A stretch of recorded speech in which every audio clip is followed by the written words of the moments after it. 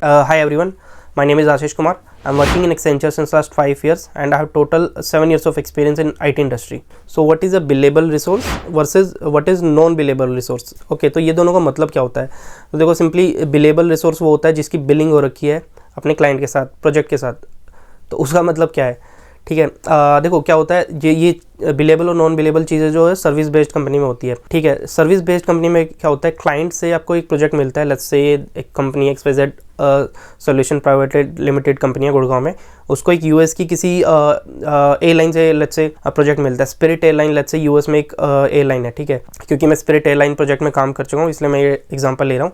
ठीक है, किसी कंपनी को स्पिरिट एयरलाइंस जो कि यूएस की एक एयरलाइन कंपनी है उसका एक प्रोजेक्ट मिलता है. ठीक है, तो उस प्रोजेक्ट का जो भी काम है वो करने के लिए जो XYZ कंपनी है ये कितने लोगों को अपने अंडर हायर कर रही है बेसिकली उस प्रोजेक्ट में काम करने के लिए, जो कि क्लाइंट को दिखाएगी. तो लेट्स से 20 लोगों की ज़रूरत है ये काम करने के लिए. लेट्स से क्लाइंट बोलता है 20 लोगों की ज़रूरत है ये काम करने के लिए, या कंपनी बोलती है XYZ कंपनी बोलती है तो 20 लोगों को हायर कर लिया है. एंड वो अगर 20 के 20 लोग वो क्लाइंट को विजिबल है मतलब क्लाइंट को पता है कि ये 20 लोग हमारे प्रोजेक्ट्स में काम कर रहे हैं, तो 20 लोगों के हिसाब से पर आवर का जो पैसा भेजेंगे. तो ये बिलेबल रिसोर्स वो रिसोर्स होते हैं जो कि क्लाइंट को विजिबल होते हैं. जहाँ से प्रोजेक्ट मिला है, मतलब स्पिरिट एयरलाइन से प्रोजेक्ट मिला है, स्पिरिट एयरलाइन की जो भी PMO टीम होगी, जो भी प्रोजेक्ट टीम होगी, तो उनको ये जो 20 रिसोर्सेज है वो विजिबल होंगे. तो स्पिरिट एयरलाइन जो प्रोजेक्ट है वो क्या करेगा, इस XYZ सॉफ्टवेयर कंपनी को कुछ पैसा भेजेगा इन 20 रिसोर्सेज के काम करने के टाइमिंग्स के हिसाब से. लेट्स से एक दिन में 9 घंटे के लिए काम कर रहे हैं ये 20 के 20 रिसोर्सेज, तो पर डे के पर आवर के हिसाब से होता है. आई थिंक जो बिलिंग होती है पर आवर के हिसाब से कुछ डॉलर होते हैं, जो भी अमाउंट होता है वो डॉलर में होता है. तो पर आवर के हिसाब से लेट्स से X डॉलर मिलता है कंपनी को उस एक रिसोर्स का. जैसे मैं रिसोर्स हूँ, मैं स्पिरिट एयरलाइन के प्रोजेक्ट में काम कर रहा हूँ इस कंपनी में रह के, XYZ कंपनी में रह के. तो स्पिरिट एयरलाइन XYZ कंपनी को मेरे नाम के पैसे देगा बिकॉज मैं काम कर रहा हूँ. तो मुझे नहीं मिलेंगे, वो कंपनी को देगा. वो पर आवर के हिसाब से कुछ डॉलर होते हैं, लेट्स से X डॉलर होते हैं, तो कंपनी को पैसा मिल रहा है. तो इसी तरह से 20 लोगों का पर आवर के हिसाब से बिलिंग होगी एंड वो सारा पैसा कंपनी को जाएगा. तो जो हमारी कंपनी है उस पैसे में से हमें कुछ सैलरी देगी. तो जितना मैंने सुना है ये सैलरी काफ़ी कम होती है, जितनी हमारी बिलिंग होती है वो काफ़ी अच्छे नंबर पे, मतलब काफ़ी अच्छे अमाउंट पे होती है. पर डॉलर का काफ़ी अच्छा, पर आवर का काफ़ी अच्छा अमाउंट मिलता है डॉलर्स में कंपनीज़ को. बट हमें जो सैलरी मिलती है, जो भी आपका पैकेज होता है IT में, उसके हिसाब से जो भी सैलरी मिलती है वो सुना है कम होती है बिलिंग के, जो भी बिलिंग का अमाउंट है उससे. जो बिलेबल रिसोर्स होते हैं वो कोई भी हो सकते हैं, testers, developers, BA business analyst, इस टाइप के जो भी फ्रेशर्स एम्प्लॉयज़ हैं.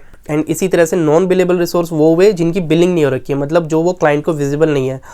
सो लेट्स से इस XYZ कंपनी ने 20 रिसोर्सेज के जगह पे 25 रिसोर्सेज को हायर किया हुआ इस प्रोजेक्ट पे, बट बिलिंग 20 लोगों की कराई हुई है प्रोजेक्ट क्लाइंट के साथ. मतलब क्लाइंट से पैसा 20 लोगों का ही ले रहे हैं.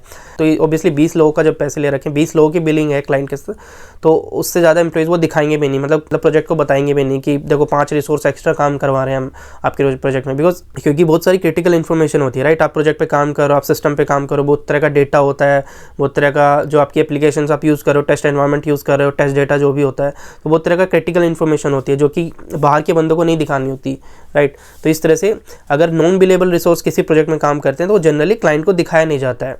तो नॉन बिलेबल जो रिसोर्स होते हैं उनको क्लाइंट को दिखाया नहीं जाता है, क्लाइंट से पैसा नहीं आता है, बट ओबियसली सैलरी कंपनी दे रही होती है, सैलरी अपने पैसे से उन एम्प्लॉयज़ को मिल रही होती है. तो सैलरी तो बिलेबल और नॉन बिलेबल रिसोर्स दोनों को मिलती है, बट जो क्लाइंट से पैसा मिल रहा होता है वो जो भी बिलेबल रिसोर्स है उसका पैसा वो लेते हैं पर आवर या पर डे का, जो भी X डॉलर जो भी अमाउंट होता है. बट नॉन बिलेबल जो एम्प्लॉयज़ होते हैं उनका पैसा किसी क्लाइंट से नहीं मिलता, बेसिकली वो बेंच पे है. तो नॉन बिलेबल रिसोर्स बेसिकली आप ये मान लीजिए वो बेंच पे है, मतलब किसी प्रोजेक्ट पे काम नहीं कर रहे हैं. एनीहाउ वो क्या पता पीछे से छुप के काम करा रहे हो, किसी प्रोजेक्ट में कुछ छोटा मोटा काम करवा रहे हो, बट उनका पैसा किसी प्रोजेक्ट से नहीं लिया जा रहा, वो अपने पैसे से, कंपनी अपने पैसे से उनकी सैलरी दे रही है. तो ये बेसिक डिफरेंस होता है बिलेबल रिसोर्स और नॉन बिलेबल रिसोर्स में in corporate, in company, in any IT company basically. अगर अभी भी आपको कोई डाउट है बिलेबल और नॉन बिलेबल रिसोर्स में तो आप इस वीडियो के नीचे कमेंट कर सकते हैं, मैं आपका जरूर रिप्लाई करूँगा. Thank you very much.